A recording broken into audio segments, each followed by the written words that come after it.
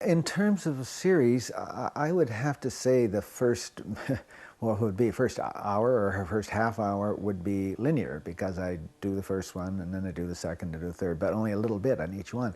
Then I guess I'd have to characterize it by, it's not a change in viewpoint exactly. It's my imagination takes over and adds things that I would probably not have added on the spot. It's very difficult, for me at least, if I'm sitting in front of something, I draw it like it is, and that's not really what I want. I mean, I'm not that sort of an artist. The reason that I come back to it many times is that every time you come back to something, you're a slightly different person, and there's a business of something happens, maybe by accident in a drawing, that you can use in the other drawings, and they'll feed each other.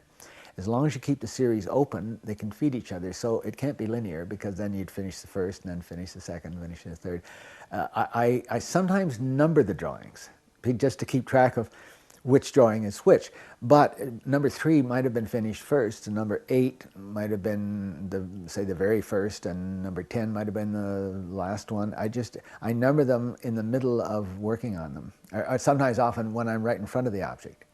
I do work in series, but the series come for a number of reasons. First of all, if the subject, whatever the subject is, if the subject is capable of different viewpoints, and by that I don't mean visual viewpoints, just different thinking about it, or it has some interesting forms in it, or it has some kind of ability to go beyond what it is, then I try it again. One of the problems, or at least one of the interesting things about trying it again, is that if you've done 1 or 2 or 3, let's say your drawings maybe, can you do 4 or 5 that are just as interesting, that don't drop off, the inspiration doesn't drop off? The other thing is, with a series, is that I don't do one, particularly drawings, but even with paintings, I don't do one drawing and finish it, and another drawing of the same thing and finish it, and a third drawing of the same thing. I might start 5 or 6 or 8 or 10 starts in front of whatever it is. And, well, let's talk about the French graveyards. Stand in front of a certain wrought iron grave for about, I don't know, maybe half an hour. And then every 5 minutes, I change the paper and start a new drawing.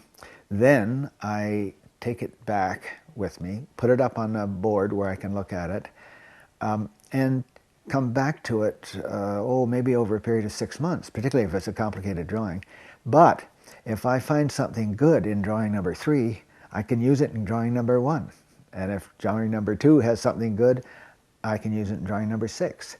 Or maybe all the way through. The only time I use a time sequence is in front of the motif, whatever it is, and the only time I do not let myself go too long, because if it's an interesting drawing problem, I don't mean a drawing per se, but a drawing problem, I think it's got some perspective in it or something, I might be interested in just keeping on doing it, and I'd end up after an hour and a half with a fairly banal, very skillful, banal kind of drawing.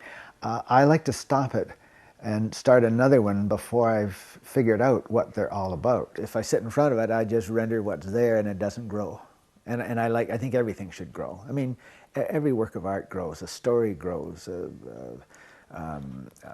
Oftentimes, my wife has a couple of characters, and the characters start doing things that they shouldn't be doing, and often they take over the novel. So she'll start to write a novel about an artist, and it'll end up being about tire manufacturers. It starts to grow, and it has a life of its own.